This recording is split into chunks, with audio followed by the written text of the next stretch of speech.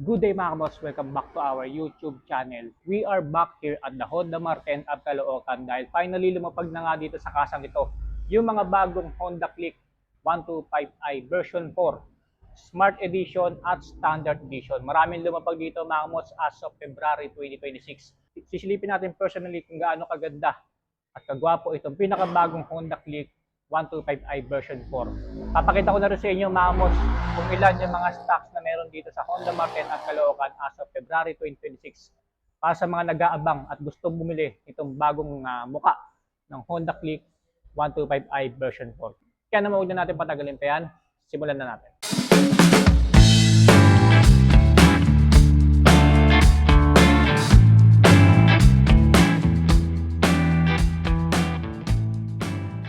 Right, so this is the all-new Honda Click 125i version 4 2026. Itong i-vlog natin for today mga amos yung Smart Edition, yung matte al fresco brown. So napakaganda ng kulay nito. As of February 2026 mga amos, marami pong lumapag na Honda Click 125i version 4 dito sa Honda Marten of Caloocan. Ito naman mga kamots yung mga standard variant.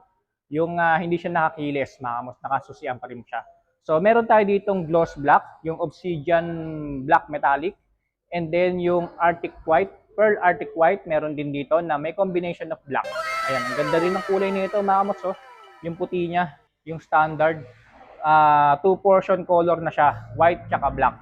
And then, ito pa, yung pearl Arctic white, and then meron pa silang old version dito ng Honda Click. Pero ayon kay Honda Motorcycles, I think ipo-pull out na nila lahat to. Yung mga natitira na Honda Click version 3. Pearl Arctic White again. So bali tatlo yung Pearl Arctic White dito, isa doon, and then dalawa rito. And then ito, matte al fresco brown ulit. So bali dalawang piraso 'yan. Yun yung iba-vlog natin na isa, and then ito yung isa. And then ito yung nag-iisang matte black na Smart Edition din. Ayan. So, napakaganda rin ang kulay nito, mga kamas. Wow! Pure black. Matte na matte ang kulay niya. And then, nakakilis na rin po yan. Ayan. So, yan po yung mga stocks ni Honda Marten of Caloocan as of February 2026. Maraming lumapag dito, mga kamas. Kaya, kung naghahanap kayo nitong bagong Honda Click 125i version 4, so marami pong stocks dito. So, good na kayo dito sa Honda Marten of Caloocan. Ayan. Na mamaya ipa-flash ko sa screen yung Facebook page nila para makapag-inquire na rin kayo kung sakaling malayo kayo. Matte al fresco brown, napaka-premium ng kulay. Ayan. Matte yung pagka-brown niya, yung pairings niya, and then meron siyang matte black dito sa gitna. Mas naging aggressive, mas naging sharp. Headlight niya, still naka-LED pa rin naman yan.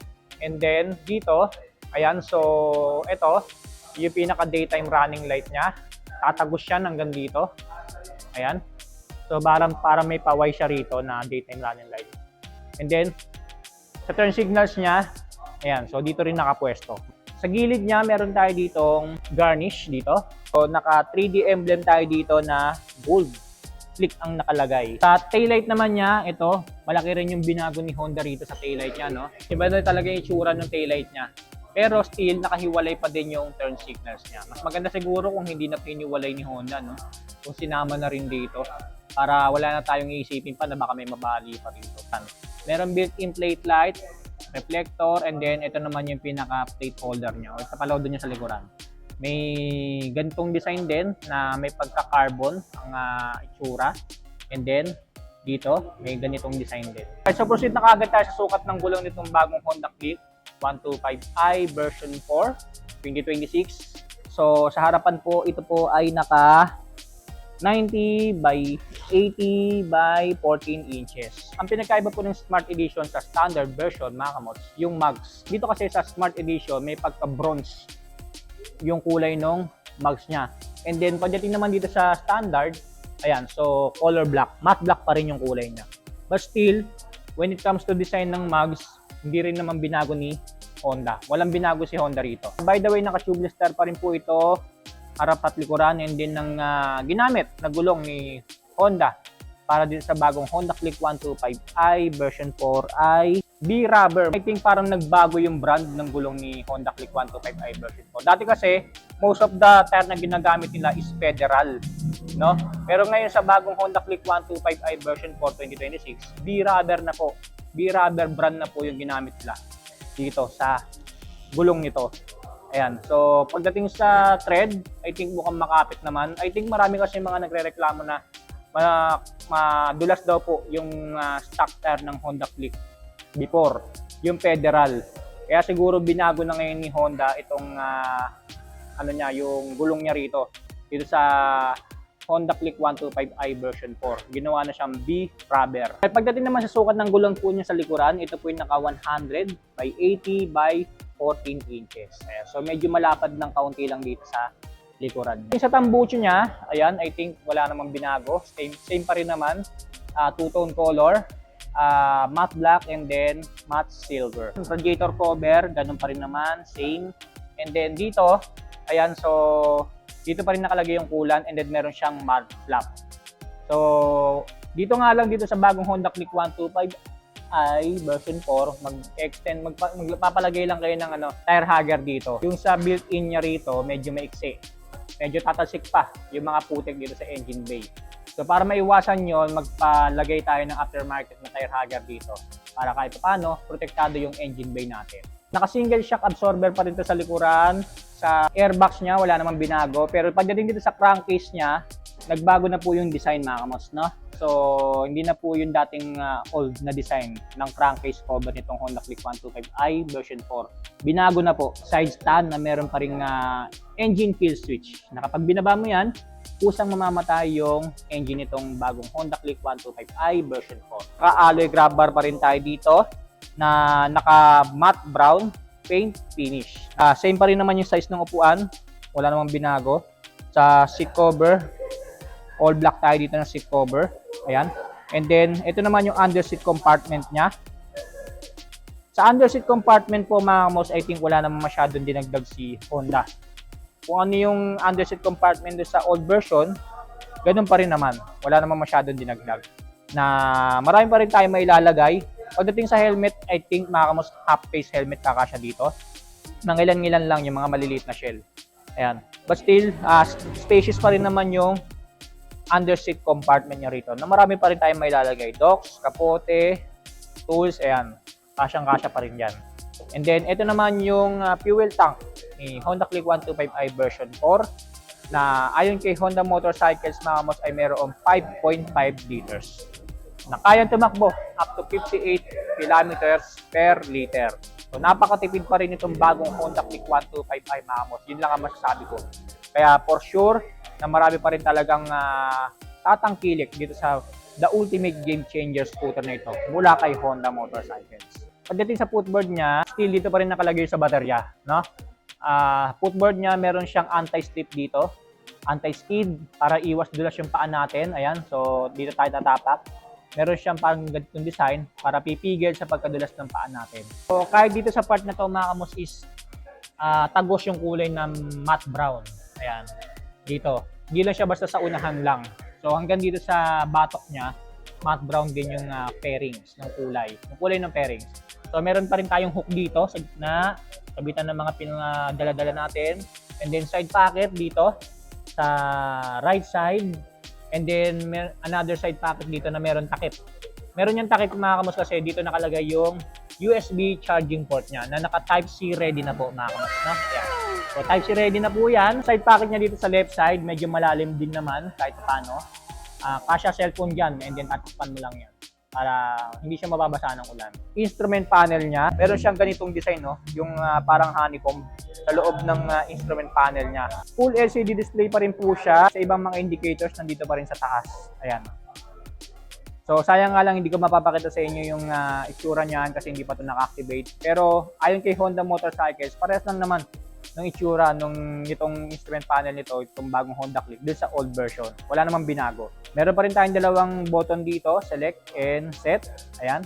And then nakalagay pa rin dyan yung signature logo ni Honda. And then sa mga buttons and switches naman niya, sa right side meron tayong high beam, low beam, busina, turn signals left and right.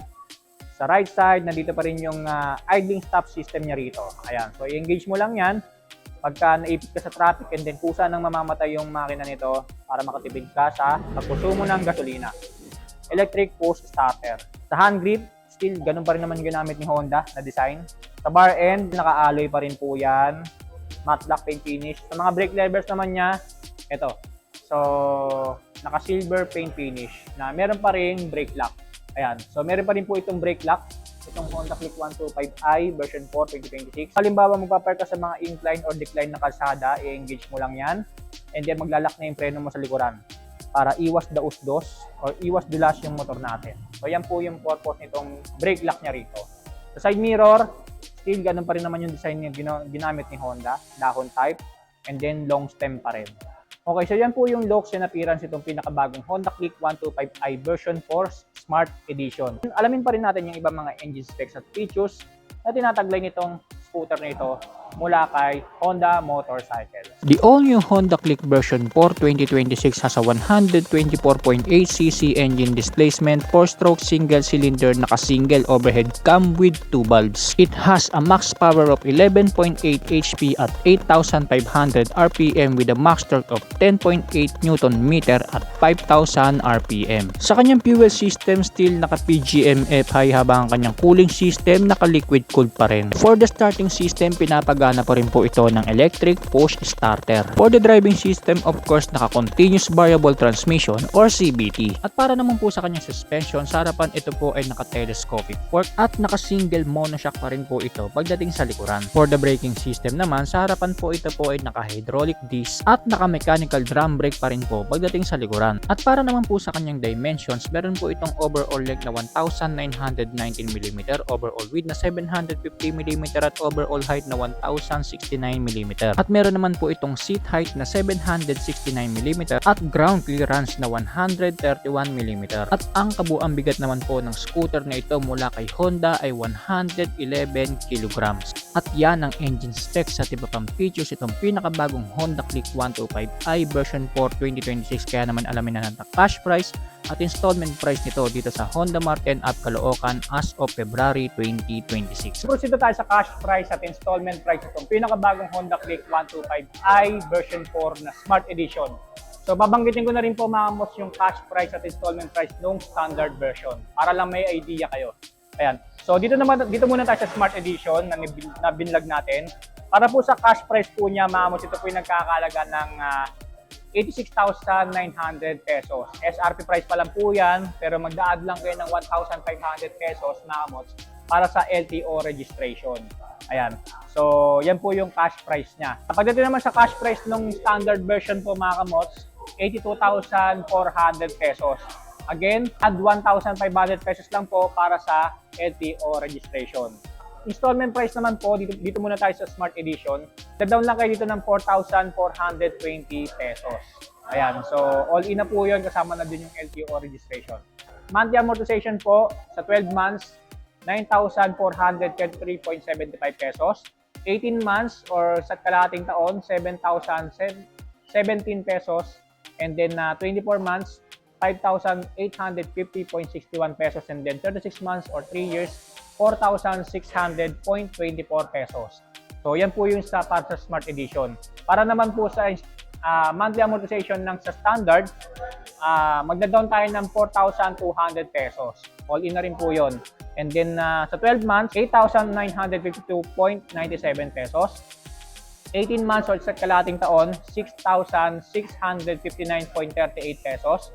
24 months, dalawang taon, 5,552.53 pesos. And then 36 months or 3 years, 4,365.79 pesos po ang ating monthly amortization dito sa pinakabagong Honda Click 125i version 4 Smart Edition and then Standard Edition. Ayan, so bago ko tapusin itong vlog na ito, gusto ko magpasalamat ulit kay Sir Emil, kay Sir JR, and then kay Ma'am Berna na nag-assist sa atin para i-vlog itong pinakabagong Honda Click 125i version 4. So as of February 2026 po, marami pong lumapag na stock dito sa Honda Mart and App Caloocan. So make sure lang mga kamos na makapag-inquire kayo at makapagpa-reserve na kayo kung sakali maubusan kayo nitong bagong Honda Click. Kaya, so ito po yung Facebook page nila sa mga gusto mag-inquire. Message na lang po kayo dyan. So muli maraming salamat po sa inyong panonood. Stay safe, ride safe all.